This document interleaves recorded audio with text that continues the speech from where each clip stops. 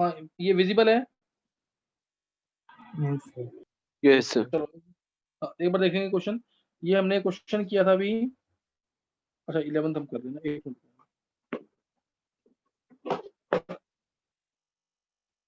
Question number हम 11 से कर रहे थे ना, 10 तक हो चुके थे, 11 क्वेश्चन कर रहे थे। तो 11 क्वेश्चन देखेंगे एक बार। क्वेश्चन देखो, मैंने तुम्हें इसका ए पार्ट बता दिया। इसमें fourth is most basic due to SIR। Fourth के बाद बेसिक है हमारा सेकंड, क्योंकि इसमें रेजोनेंस तो होगी, लेकिन दो साथ में प्लस आई लगे हुए हैं मिथाइल ग्रुप, दो साथ में प्लस आई लगे हुए मिथाइल ग्रुप। और उसके बाद आ जाएगा हमारा फर्स्ट, क्योंकि इसमें रेजोनेंस होगी प्रॉपर तरीके से। और थर्ड वाला लीस्ट बेसिक होगा, क्योंकि इसमें तो स्टीरिक हिंड्रेंस भी है, स्टीरिक इनहिबिशन टू प्रोटोनेशन हो जाएगा, सही ना। स्टीरिक इसमें SIR लगा इस वाले पार्ट में। एक मिनट,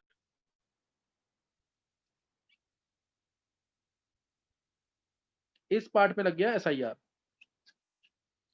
NMe2 जो है साथ में दोनों ऑर्थो पोजीशन पे और पैरा पोजीशन पे क्या NO2, यहाँ पे भी NO2 है, तो इसलिए SIR लग गया, तो बेसिक कैरेक्टर बढ़ जाता है इससे। और इसके बाद आ गया हमारा NMe2। इसके बाद NH2 रेजोनेंस हो रही है, दोनों में रेजोनेंस होगी, इसमें भी होगी इसमें भी होगी। बस पहले वाले में इसमें क्या होगा, थोड़ा सा प्लस आई आ जाएगा, इसलिए बेसिक कैरेक्टर थोड़ा ज्यादा होगा। और NH2 जिसमें दोनों ऑर्थो पोजीशन पे और नीचे भी NO2 है, दोनों ऑर्थो पोजीशन पे भी NO2 है, ये तो क्या होगा लीस्ट बेसिक, इसमें SIP लग जाएगा। तो fourth second first third answer होना चाहिए, फोर्थ सेकंड फर्स्ट थर्ड, तो पहला गलत हो गया। The magnitude of PKB difference between first and second is more than that between third and fourth.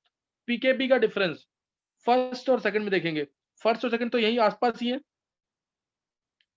और is more than between third and fourth. Third and fourth तो बहुत दूर है, तो ये उल्टा लिख दिया, लेस होगा ना डिफरेंस। नहीं समझ आई बात, समझ आ गया कि नहीं है।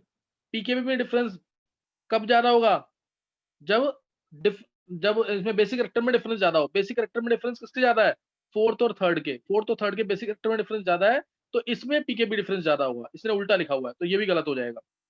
फिर है C part, resonance effect is more in third than in fourth. Resonance effect third में ज्यादा है। थर्ड वाला कौन सा कंपाउंड है, ये है, हाँ बिल्कुल थर्ड में रेजोनेंस हो जाएगी, फोर्थ में तो होगी ही नहीं रेजोनेंस, तो ये सही है, थर्ड सही है, थर्ड में रेजोनेंस हो जाएगी, फोर्थ में रेजोनेंस नहीं होगी।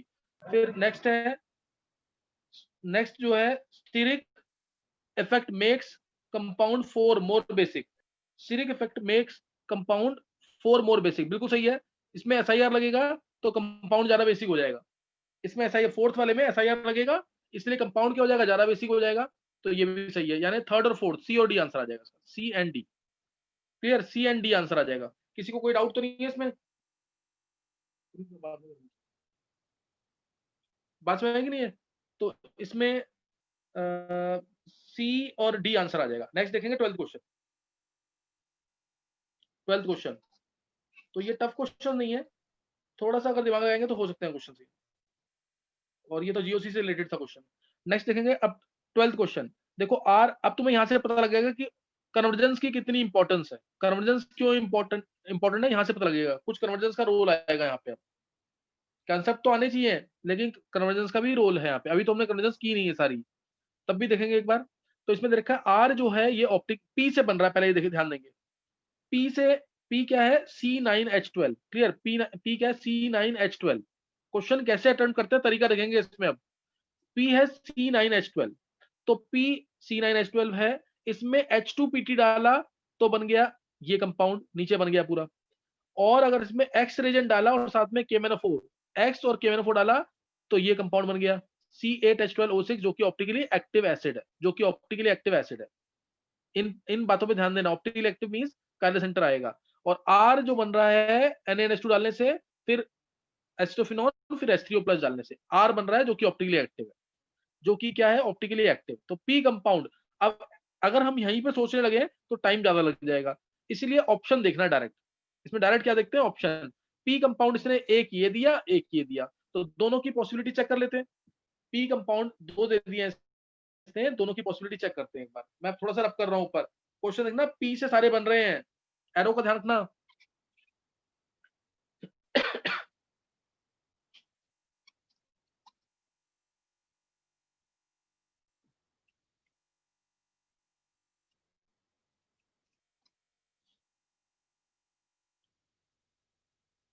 इसका सी और डी था।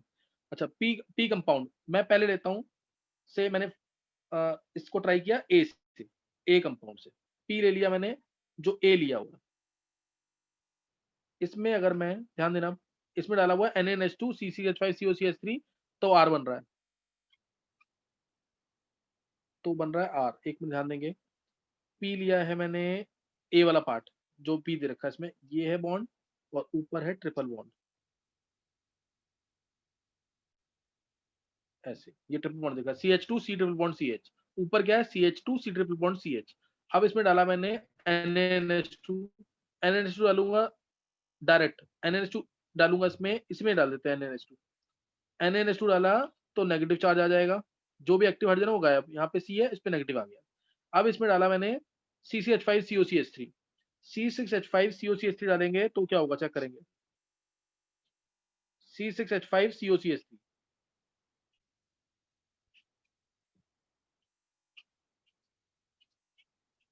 ये डालेंगे तो ये O इलेक्ट्रॉन लेके जाएगा, और ये C नेगेटिव, ध्यान देंगे, ये C नेगेटिव जो है इलेक्ट्रॉन इसको दे देगा, तो ये बन जाएगा। और O नेगेटिव पे अगला पार्ट में H3O प्लस डाला है और हीट भी किया हुआ है, तो ये चीज बन जाएगी, ध्यान देना।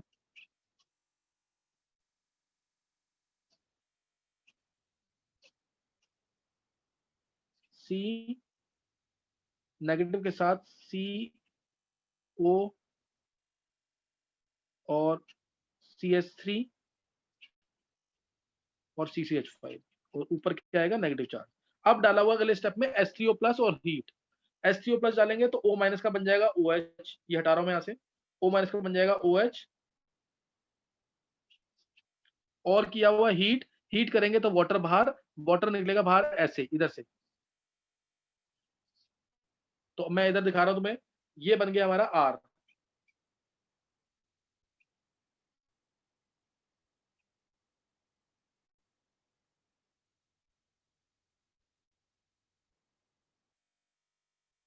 ये बन जाएगा R, एक मिनट,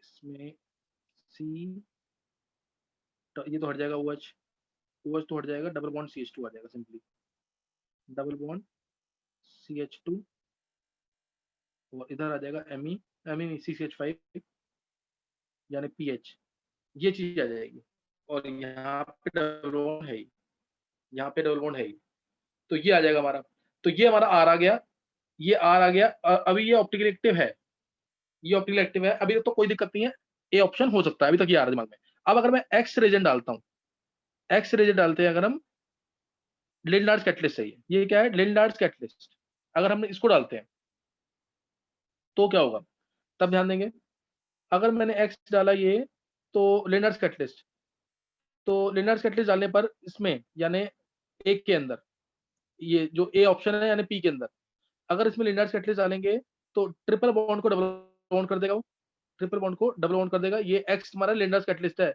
H2PD BSO4 सल्फर जो है वो इसको ऐसे भी लिखते हैं, तो ये आ जाएगा यहाँ पे,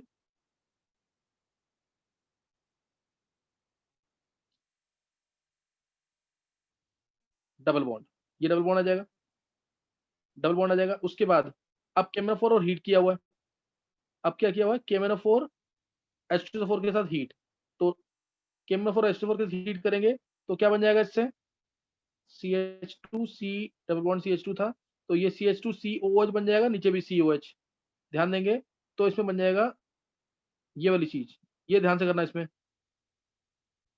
ये ये COOH और ये भी COOH, और ऊपर आएगा CH2 फिर COOH, CH2COH।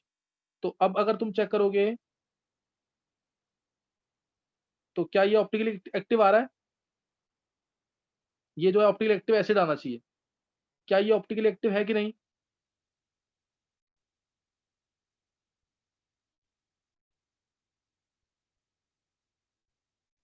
चेक करो ऑप्टिकली एक्टिव है कि नहीं ये, इस कार्बन के अराउंड चेक करो, बाकी कोई कार्बन तो है नहीं, इस कार्बन के अराउंड ये ऑप्टिकल एक्टिव नहीं है, समझिए कि नहीं है, इस कार्बन के अराउंड चेक करो, ये ऑप्टिकल एक्टिव नहीं है, इधर वाला पार्ट और इधर वाला पार्ट क्या है, same, therefore it is not optically active, ये ऑप्टिकली एक्टिव नहीं है।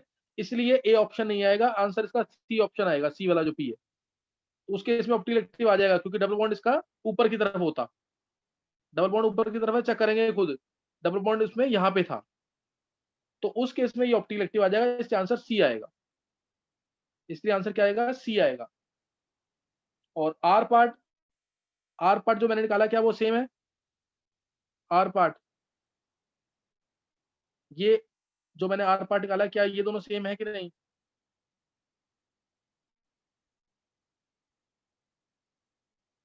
ये पार्ट तो फिर बन ही नहीं सकता।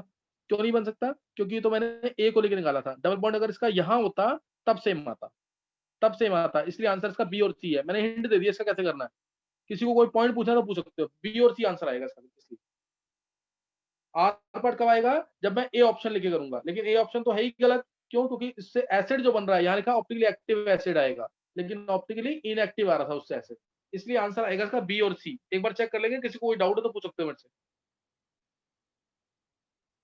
हर एक पॉइंट पे ध्यान दोगे तो क्वेश्चन हो जाएगा। कन्वर्जेंस का यूज आएगा बहुत ज्यादा इसमें, कन्वर्जेंस याद होंगी तो जल्दी कर सकते हैं क्वेश्चन। किसी को किसी पॉइंट पे कोई डाउट हो तो पूछ सकते हैं दोबारा।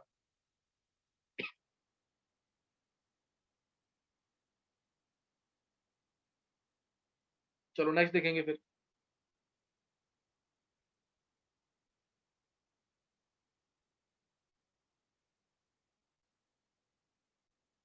चलो नेक्स्ट क्वेश्चन है, ध्यान देंगे इसमें। अब सॉल्यूशन दे रखा 0.1 molar weak base B is titrated with 0.1 molar strong acid H. B जो बेस है इसको टाइट्रेट किया है एच के साथ। बेस एसिड बेस रिएक्शन हुई है, एसिड बेस रिएक्शन, तो क्या मिल जाएगा इसमें, बी प्लस एच प्लस ए माइनस, ये बन जाएगा, ये बन जाएगा इसके अंदर। एसिड बेस रिएक्शन हुई है, दोनों 0.1 मोलर है, दोनों 0.1 मोलर है, और एसिड स्ट्रॉन्ग है। एसिड क्या है, स्ट्रॉन्ग है। The variation of pH of the solution with the volume H A added is shown in the figure below. इस तरह से शो कर रखा है इसको। ये हमारा कर्व जो स्टार्ट है 12 से हल्का सा ऊपर है, 13 मान सकते हैं, 13 से स्टार्ट है कर्व।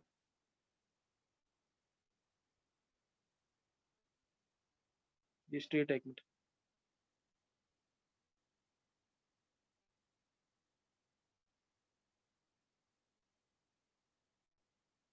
कुछ ऐसे अगर ये पॉइंट हमारा लगभग 13 के आसपास है, 12 13 के आसपास है।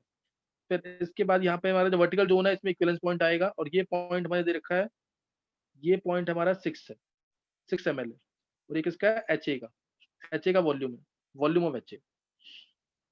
और यहाँ पे हमारे पास बी क्या है, पीएच दे रखा है, इधर क्या दे रखा है, पीएच, पीएच दे रखा है, और इसको टाइट्रेट कर रहे हैं विद एच ए। तो अगर मैं यहाँ चेक कर लूँ एक बार का तो मेरा आंसर यही आ जाएगा, 12 या 13 से, 12 पॉइंट से या 13 पॉइंट से। पीएच यहाँ पे 12 है, अगर पीएच यहाँ पे 12 है या 13 है, कुछ भी मान लो, 12 ले लिया मैंने पीएच, अगर मैं पीएच 12 लेता हूँ तो यहाँ पे वीक बेस था, तो पीओएच क्या हो जाएगा, 2 हो जाएगा। पीओएच 2, तो ओ चाइंस कितने हो जाएंगे, ओ चाइंस होंगे 10⁻², ओ चाइंस 10⁻² मोलर हो जाएंगे।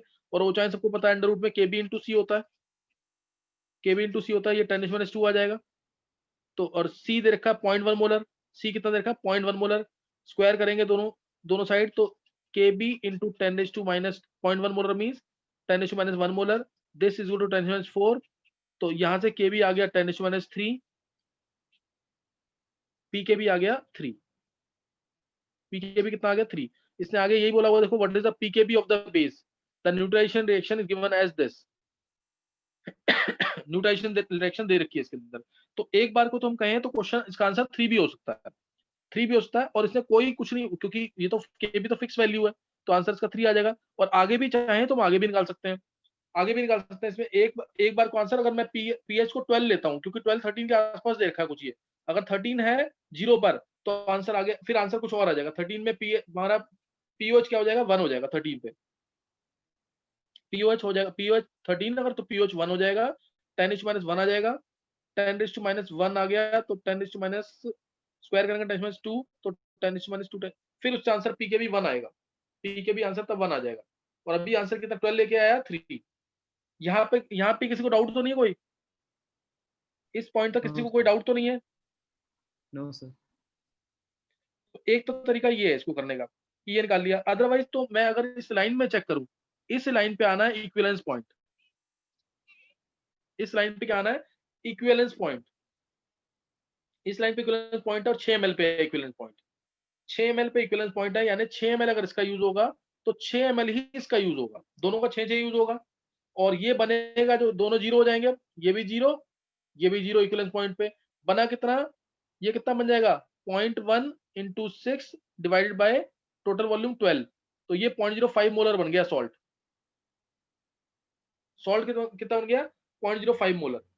0.05 मोलर तुम्हारे पास सॉल्ट है अब, और 0.05 मोलर सॉल्ट है, और इसका पीएच जो है, पीएच जो हम लेंगे मैक्सिमम केसेस में वर्टिकल जोन में पीएच आता है मिड पॉइंट पे, मिड पॉइंट पे पीएच आता है। मिड पॉइंट क्या है इसका?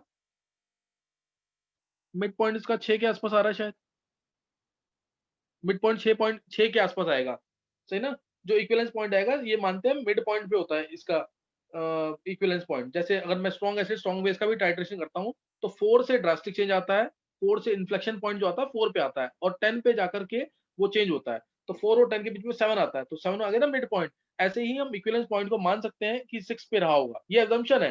ये क्वेश्चन ना प्रॉपर था नहीं इसमें, तो इसलिए इसमें अजम्पशन ही करनी पड़ रही है। तो 6 इसका अगर पीएच है एट द इक्विवेलेंस पॉइंट, तो पीएच इज अगर 6 है, पीएच अगर 6 है और एसिड स्ट्रॉन्ग है, तो एच आयन 6 हो गए।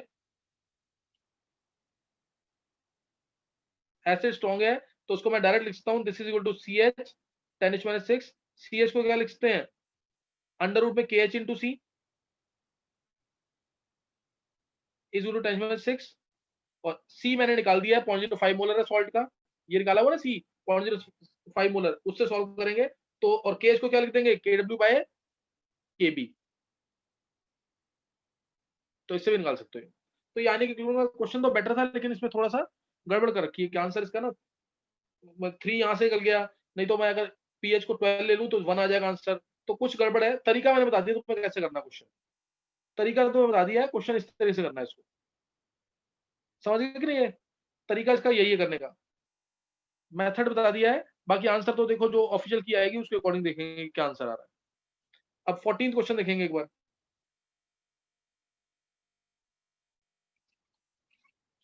14th क्वेश्चन, 14th क्वेश्चन तो बहुत ही इजी क्वेश्चन है सॉल्यूशन चैप्टर का, मतलब बोर्ड में आते हैं ऐसे क्वेश्चन, उस टाइप का दे दिया है। 14 क्वेश्चन देखेंगे। देखो लिक्विड ए और बी बना रहे हैं आइडियल सॉल्यूशन 25 डिग्री सेल्सियस पे। दो सॉल्यूशन इसने मानी है, एक बार मोल फ्रैक्शन लिया ए का 0.25, एक बार मोल फ्रैक्शन लिया ए का 0.5। तो हम डायरेक्ट फॉर्मूला लगाएंगे, पी इक्वल टू क्या आएगा? एक्स से into P not A plus X B into P not B, X से into P not A plus X B into P not B. तो अब पी कितना दे रखा है? पी टोटल बचा दे रखा है, एक बार दिया 0.3, एक बार शायद 0.4 है, 0.3 और क्या दे रखा है? 0.4। चलो एक्स से को लिया मैंने 0.25 P not A, X B क्या हो जाएगा? 0.75 पी नॉट बी। तो यहां से हमारा पी नॉट और P not B, P not A P not B में एक रिलेशन आ गई। और अगर मैं पी टोटल मानता हूँ 0.4, तब मोल फ्रैक्शन दे रखा 0.5 P not A plus 0.5 P not B. Solve करके क्या आंसर आएगा इसका चेक करना एक बार, 2 से मल्टीप्लाई कर दो उसको, ऊपर 2 से मल्टीप्लाई कर दो, 2 से मल्टीप्लाई करके माइनस करना जरा, क्या आंसर आ रहा है? तो ये 2 से मल्टीप्लाई किया 0.6 माइनस 0.4, 0.2 आ जाएगा माइनस करने पर 0.2, और ये 0.5 कैंसिल, और ये 1.5 हो गया, 1.5 ये 1 आ गया, पी नॉट बी डायरेक्ट आ गया ना इससे, पी नॉट बी ही पूछा हुआ है इससे, 0.2 बार आ जाएगा, 0.2 बार, 0.2 बार आंसर आ जाएगा। डाउट किसी को? No sir.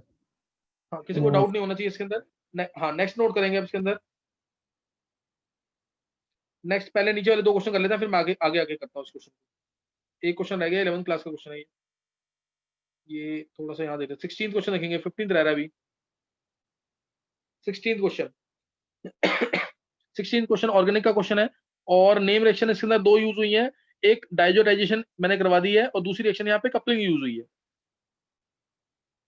दूसरी रिएक्शन जो यूज हुई है कपलिंग रिएक्शन यूज हुई है, एक बार देखते हैं इसको।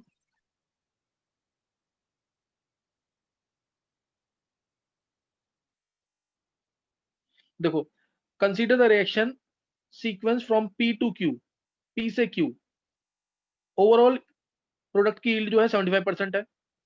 बोला कि Q कितना मिलेगा 9.3 ml ऑफ P से, डेंसिटी अगर P की 1 है, और मास वगैरह दे रखे हैं और कुछ नहीं है। पहली डाइजोटाइजेशन रिएक्शन है, तो इसमें डालेंगे P से Q, क्या बनेगा P से Q, पहला जो बनेगा वो N2Cl बन जाएगा, N2Cl। इसमें किसी को कोई डाउट नहीं होना चाहिए। जब मैंने एनिलीन के अंदर डाला NaNO2 plus HCl 0 to 5 degree Celsius पे, तो क्या बन जाएगा, क्या बन जाएगा इसे N2Cl। उसके बाद इसने डाल दिया इसको बीटा नेफ्थॉल के अंदर, बीटा नेफ्थॉल में डालेंगे तो रिएक्शन लगेगी हमारी कौन सी, कपलिंग रिएक्शन। कपलिंग रिएक्शन लगेगी तो HCl यहां से बाहर निकल जाता है, इधर से H इधर से Cl, pH 9 to 10 होता है इसका, इधर से बाहर निकल जाता है HCl। और ये वाला पार्ट सिर्फ प्रोटोनेशन के लिए है, ये सिर्फ जैसे O माइनस बन जाएगा ना pH 9 to 10 में, ये वाला O माइनस बन जाएगा, तो उसको OH दोबारा बनाने के लिए है, तो उसका कोई खास यूज नहीं है। तो HCl बाहर निकलने के बाद ये आएगा फाइनल प्रोडक्ट, फाइनल प्रोडक्ट आएगा ये वाला,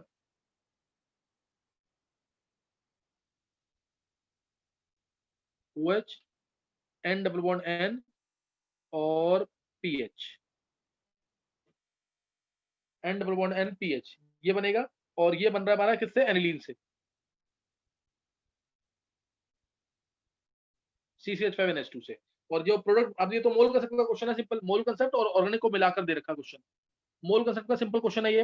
इसमें क्या करोगे तुम, बोला इसने overall yield of the reaction 75% बन रहा है ना, और 9.3 ml यानी 93 ग्राम, 9.3 ग्राम ही लेंगे क्योंकि डेंसिटी कितनी रखी है 1, तो 93, ये वेट कितना इसका 12 6 72, 72 प्लस 14 86, 86 प्लस 7, 93 वेट है इसका। 93 ग्राम से इसका वेट कितना बन रहा है, चेक करेंगे एक बार। 93 ग्राम से कितना बन रहा है ये, कितना वेट है इसका, निकालो जल्दी से।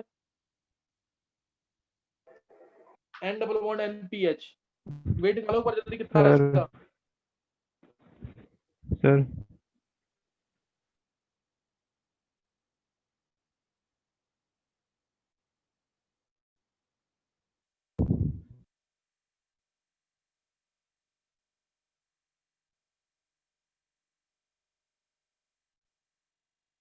देखो जल्दी से कितना वेट आ रहा है इसका।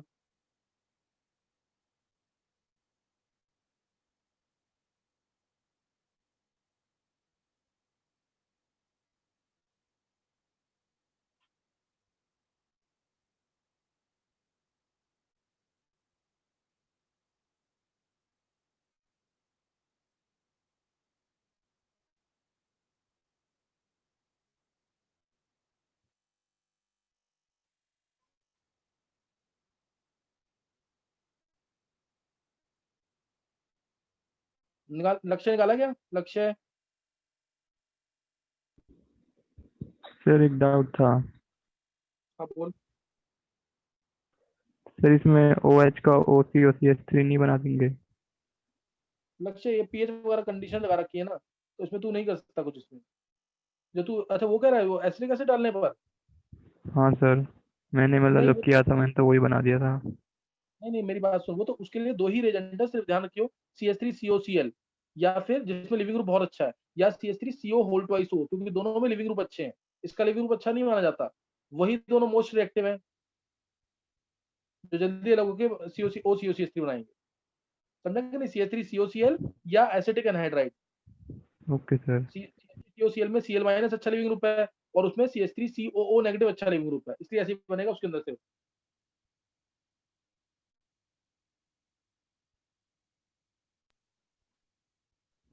तो सर फिर हम एस्टेरिफिकेशन रिएक्शन तो करते हैं।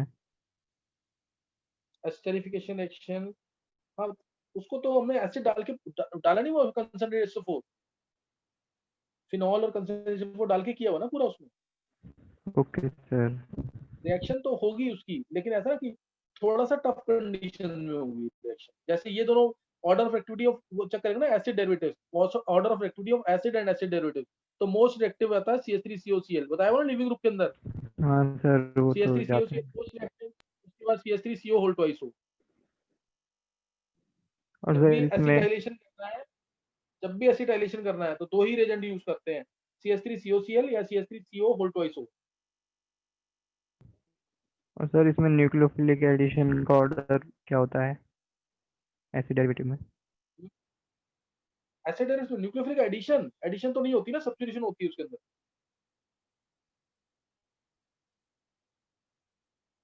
नहीं समझा? Cl माइनस अच्छा लिविंग ग्रुप है, ये बता रखा है ना, देख Cl माइनस फिर यस सर, मतलब नहीं सर, मतलब सॉरी, मतलब उसमें कार्बोनिल में मतलब कैसे देखते हैं वो? वो कैसे देखते हैं, ये तो लिविंग ग्रुप चेक कर ले, देख बता देता हूँ फिर भी एक बार, ये किया हुआ है सारा और अभी आएगा भी दोबारा। मान ले CH3COCl है और CH3C एसिटिक एनहाइड्राइड है, इसका इन दोनों में बता रहा हूँ तो इसका लिविंग ग्रुप क्या है, पहले नहीं का सर, लिविंग ग्रुप क्या है? एडिशन रिएक्शन पूछ रहा था मैं। एडिशन नहीं होगी, न्यूक्लियोफिलिक एडिशन तो होगी नहीं ना इसके अंदर, सब्स्टिट्यूशन रिएक्शन है इसकी टिपिकल रिएक्शन कौन सी है? न्यूक्लियोफिलिक सब्स्टिट्यूशन रिएक्शन, ये इसकी टिपिकल रिएक्शन है। Okay sir.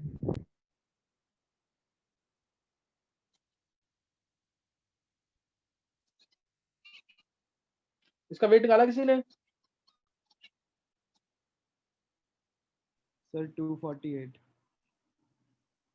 248, यस गलती सर। तो नहीं ना कोई? हाँ इसी से आंसर आ जाएगा फिर, 248 अगर आया वेट सही निकाला 248। कार्बन कितने हैं इसमें? 6 सर 4 10 इधर और 6 उधर, 16 कार्बन, तो 16 × 12, और बता 12 हाइड्रोजन, 2 नाइट्रोजन, 1 12 हाइड्रोजन ऑक्सीजन। तो 12 × 1, और 2 नाइट्रोजन, 1 ऑक्सीजन। तो 2 × 14 + 16, यही किया ना? Yes sir. हाँ तो इससे 248 आ गया, सही है। 93 ग्राम से 248 ग्राम बन रहा है, तो 9.3 ग्राम से कितना वेट बन जाएगा इसका? 24.8 ग्राम, ये वेट बनना चाहिए, लेकिन परसेंटेज एफिशिएंसी रिएक्शन की है 75%, तो इसका ले लेंगे 0.75, 75% लेंगे इसका तो 0.75 आ जाएगा। तो इससे आंसर क्या आ रहा है, निकाला किसी ने?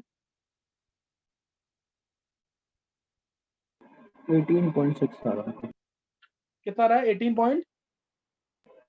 6 ग्राम आ रहा है इसमें। चलो 18.6 ग्राम ये आंसर होगा फाइनल इसका, 18.6 ग्राम फाइनल आंसर होगा इसका। सही किया बयान? Yes sir. चलो 18.6 ग्राम आंसर आ जाएगा इसका। अब देखेंगे 17 क्वेश्चन। 17 क्वेश्चन थर्मो का है, अभी हमने थोड़ा सा पढ़ा नहीं है, 11 वालों को समझ आ जाएगा, फिर भी कोई बहुत टफ नहीं है, लास्ट स्टेप थोड़ा सा दिक्कत आएगी। थर्मो का इजी क्वेश्चन है, टफ क्वेश्चन नहीं है थर्मो का। सर हिमांशु पांडे में एक क्वेश्चन है, उसमें पूछा हुआ है एडिशन का ऑर्डर एसिड डेरिवेटिव में। न्यूक्लियोफिलिक एडिशन का, हाँ तो कुछ था हाँ सर, जो उसमें न्यूक्लियोफिलिक एसिड सब्स्टिट्यूशन है वही क्लोराइड भी है एडिशन, और तो नहीं जो सर पूछा उसका हुआ ना कुछ वही रीजन सेम होता ऑर्डर है? होगा। किसका रीजन बोल दोबारा? न्यूक्लियोफिलिक एडिशन का ऑर्डर मतलब एसीटोन भी है चाहे उसमें सबसे, और एसिड। हाँ तो बिल्कुल सही है, तो एसीटोन का सबसे ज्यादा होगा, जो सर मतलब एसिड क्लोराइड एसिड वगैरह ये डेरिवेटिव्स सब भी हैं। है उसमें? हाँ तो कुछ कुछ ही बताओ, उसमें ज्यादा होगा उसका एल्डिहाइड कीटोन्स का, क्योंकि उसमें जो एल्डिहाइड कीटोन्स का सिर्फ एसिड क्लोराइड से कम होगा, बाकी सबसे ज्यादा होगा। क्यों? क्योंकि देख एसिड क्लोराइड में माइनस आई इफेक्ट आ गया ना CH3COCl का, ये इलेक्ट्रॉन लेगा और ये भी इलेक्ट्रॉन खींच ही रहा है, और बाकी जितने भी एसिड डेरिवेटिव्स हैं सब में रेजोनेंस की वजह से प्लस आर की वजह से इलेक्ट्रॉन देने ही पड़ेंगे इधर, समझा कि नहीं है? तो सिर्फ एसिड क्लोराइड जो है it is more reactive than aldehyde और कीटोन, बाकी सब कम रिएक्टिव होंगे एल्डिहाइड कीटोन। सर एनहाइड्राइड भी ज़्यादा ही होगा शायद।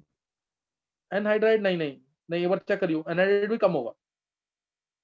सर ज़्यादा दिया हुआ है ना इसमें, इसलिए प्रॉब्लम नहीं आ रही नहीं, थी। तो फिर मेरे को क्वेश्चन दिखाइयो, क्वेश्चन के अकॉर्डिंग करूंगा मैं, अभी रहने दे उसको, ओके सर। फिर क्वेश्चन दिखाइयो, अदरवाइज उसमें तो कीटोन में भी प्लस आई इफेक्ट ही है ना लगभग, तो इसलिए नहीं होना चाहिए ज्यादा। एनहाइड्राइड में भी क्या कहते हैं, ओ का प्लस आर इफेक्ट होता है, तो वो कम ही करेगा प्लस उससे। फिर भी मैं एक बार देख लूंगा कि क्वेश्चन क्या है, उसके अकॉर्डिंग देख लेंगे एक बार। अच्छा ये हो गया पे, अब देखेंगे 17 question. 17 question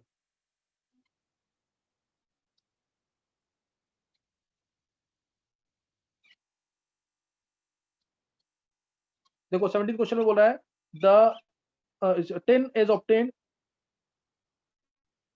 obtained from cassiterite by reduction with coke. तो cassiterite सबको पता है क्या होता है, SnO2 एक्सट्रैक्शन चैप्टर से रिलेटेड है थोड़ा सा रिएक्शन, प्लस सी तो क्या मिल जाएगा इससे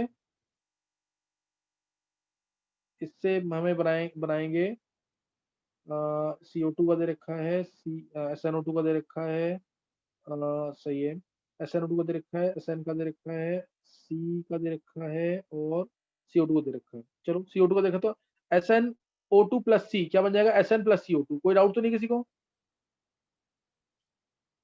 ये रिएक्शन बन गई इसकी, अदरवाइज CO भी बनता है रिएक्शन के अंदर।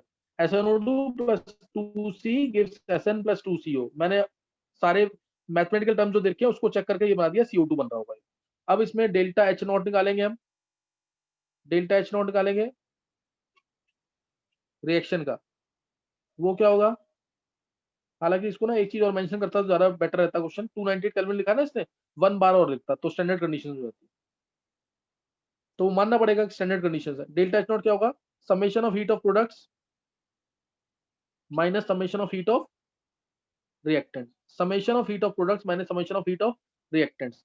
तो इसमें आ जाएगा summation of heat of products minus summation of heat of reactants के अंदर प्रोडक्ट्स में हमारे पास सिर्फ CO2 है, रिएक्टेंट में SnO2 है, इसका जीरो, कार्बन सॉलिड का और SN का भी जीरो, दोनों का जीरो होता है, एलिमेंट्स है ये मैंने बता रखा, heat of formation of elements is taken to be zero.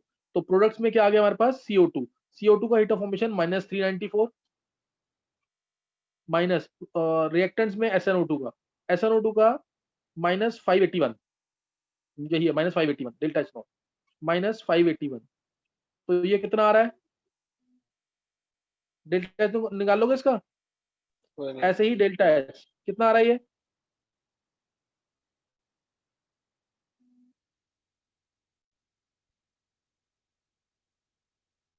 186। चलो 186 आ गया पॉजिटिव में। यूनिट का ध्यान रखना जरूर है ऐसे केसेस में। देखो इसकी यूनिट लेंगे हम किलो जूल में और नीचे यूनिट क्या है जूल में, ये किलो जूल में। अब डेल्टा एस निकाल रहा हूं मैं, डेल्टा एस होगा, हर एक का लेते हैं delta S, entropy of products minus entropy of reactant, किसी का जीरो नहीं होता इसके अंदर, हर एक एलिमेंट की एंट्रोपी होती है। वो क्या आ जाएगा, डेल्टा एस प्रोडक्ट्स में हमारे पास SN और CO2 है, SN और CO2 यानी 52 प्लस कितना आएगा, कितना CO2 का कितना चेक करना एक बार, 210 इसका, तो 52 प्लस 210। और रिएक्टेंट्स में हमारे पास क्या क्या है, C और SnO2 यानी 56 और 6 माइनस 56 माइनस 6, कोफिशिएंट कोई है नहीं तो कोफिशिएंट भी लेते हैं हम। तो ये आ जाएगा यहाँ से डेल्टा एस कितना आ रहा है,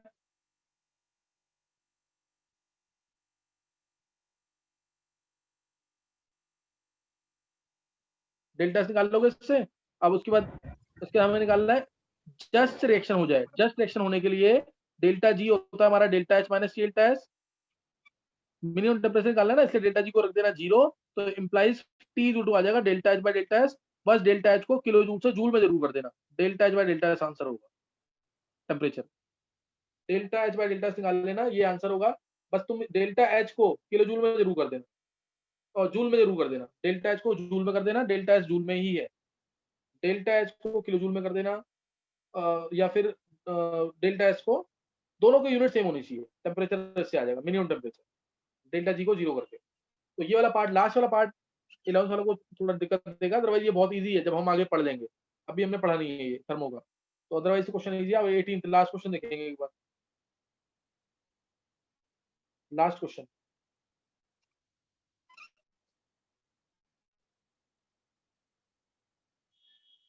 लास्ट क्वेश्चन आयनिक इक्विलिब्रियम का।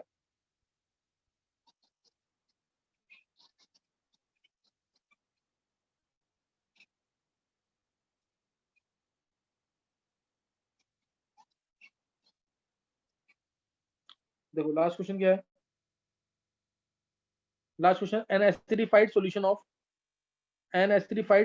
Of 0.05 molar Zn2 plus 0.05 molar Zn2 plus is saturated with 0.1 molar H2S, is saturated with 0.1 molar H2S. What is the minimum molar concentration of H plus required to prevent precipitation of ZNS, required to prevent precipitation of ZNS। तो इस point पे prevent करना है अगर precipitation हमें, तो ionic product जो है वो क्या होना चाहिए, slightly less than KSP, ionic product slightly less than equal to KSP होना चाहिए, इसलिए हम इक्वल टू KSP निकाल करके आंसर निकालेंगे इसका, इक्वल टू KSP करके आंसर निकालेंगे इसका। तो पहले KSP देखा ZNS का 1.25 into 10⁻22, KSP देखा ZNS का, KSP का फॉर्मूला क्या हो जाएगा, Zn2 plus into S2 negative. इसमें IP और KSP को मैं इक्वल मान रहा हूँ, इसलिए ऐसा लिख रहा हूं मैं। तो ये आ जाएगा 1.25 into 10⁻22 Zn2 plus into S2 minus होता है। तो Zn2 प्लस की वैल्यू 0.05 है,